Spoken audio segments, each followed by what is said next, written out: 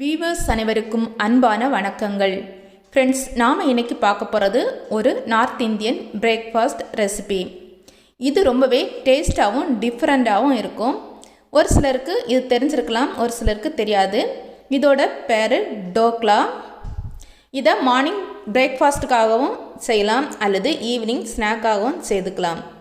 இது இனிப்பு, உப்பு, புளிப்பு, காரம் எல்லாம் கலந்து ஒரு டிஃப்ரெண்ட்டான டேஸ்ட்டில் ரொம்பவே டேஸ்டியாகவும் இருக்கும். அதே நேரத்தில் ரொம்ப ஈஸியாகவும் செய்திடலாம். இதை எப்படி செய்கிறது அப்படிங்கிறத பார்க்குறதுக்கு முன்னாடி என்னோடய சேனலுக்கு நீங்கள் புதுசாக இருந்தால் சப்ஸ்கிரைப் பண்ணிக்கோங்க. கூடவே பெல் பட்டனை அழுத்தி ஆல் ஆப்ஷனை கிளிக் பண்ணிக்கோங்க. இப்போ நாம் எப்படி ரெடி பண்ணுறதுங்கிறத பார்க்கலாம். நான் இன்றைக்கி ஒரு பவுலில் 1/2 கப் அளவு கடலை மாவு எடுத்துக்கிறேன்.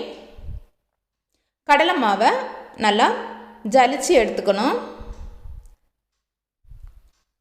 இப்போ நாம் கடலை மாவை நல்லா ஜலிச்சிட்டோம். இதோட நாம் இப்போ இனிப்புக்காக 3 ஸ்பூன் அளவு சுகர் சேர்த்துக்கலாம். அதோட இஞ்சி, பூண்டு, பச்சை மிளகாய் பேஸ்ட் 2 ஸ்பூன் சேர்த்துக்கலாம்.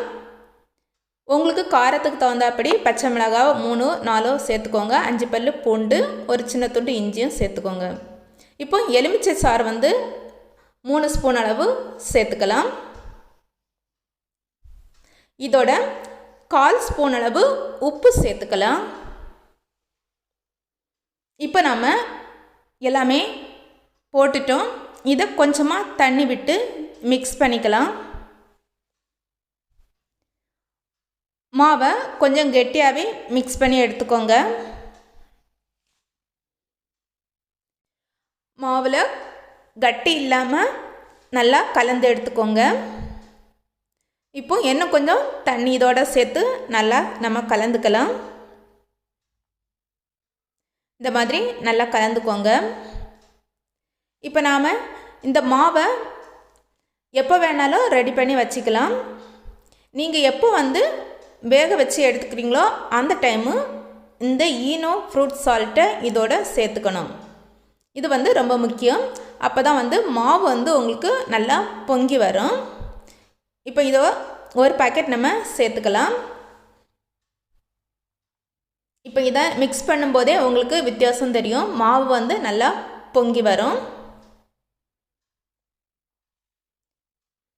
இப்போ இதை நல்லா மிக்ஸ் பண்ணதுக்கப்புறம் நாம் இட்லி பாத்திரத்தில் இதை ஊற்றிக்கலாம். அல்லது தட்டு இட்லி உங்கள்கிட்ட இருந்துச்சுன்னா அந்த ஸ்டாண்டில் கூட நீங்கள் கொஞ்சமாக ஊற்றிக்கலாம். நீங்கள் குழி நிரம்புற மாதிரி ஊற்றக்கூடாது.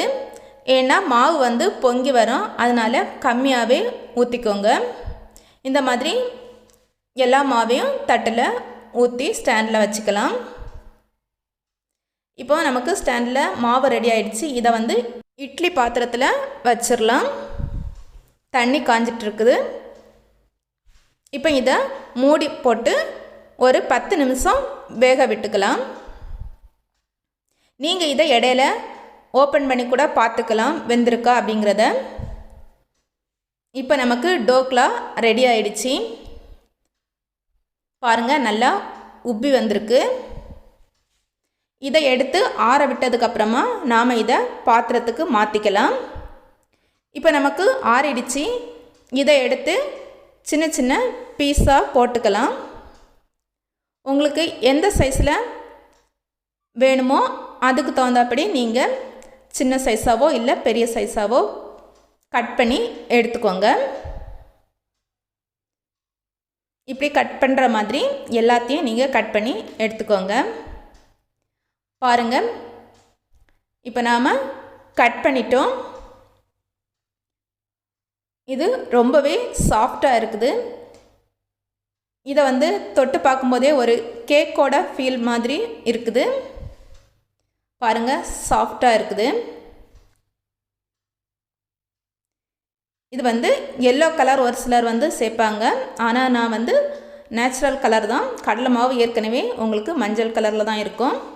அதனால் நீங்கள் ஃபுட் கலர் எதுவும் சேர்க்க வேண்டாம். இப்போ நம்ம தாளிக்கிறதுக்கு கொஞ்சமாக எண்ணெய் விட்டு கடுகு போட்டுக்கலாம். கடுகு பொரிஞ்சதும் ஸ்டவ்வை ஆஃப் பண்ணிவிட்டு நாம் கருவேப்பிலையை போட்டு இதை டோக்லாவில் நாம் சேர்த்துக்கலாம். கூடவே கொஞ்சமாக கொத்தமல்லியும் சேர்த்துக்கலாம். அவ்வளோதாங்க, சுட சுட நமக்கு டோக்லா ரெடி ஆயிடுச்சு. இதை நீங்கள் தேங்காய் சட்னி வச்சு சாப்பிட்டுக்கலாம், அல்லது தக்காளி சட்னி இல்லை டொமேட்டோ கெச்சப் கூட பயன்படுத்தி சாப்பிட்டுக்கலாம். ரொம்பவே அருமையாக இருக்கும். இந்த டிஷ்ஷு கண்டிப்பாக உங்களுக்கு பிடிச்சிருக்கும் அப்படின்னு நினைக்கிறேன். பிடிச்சா லைக் பண்ணி உங்கள் ஃப்ரெண்ட்ஸ் கூட ஷேர் பண்ண மறக்காதீங்க. தொடர்ந்து என்னோடய சேனலை பாருங்கள், சப்ஸ்கிரைப் பண்ணிக்கோங்க. தேங்க்யூ.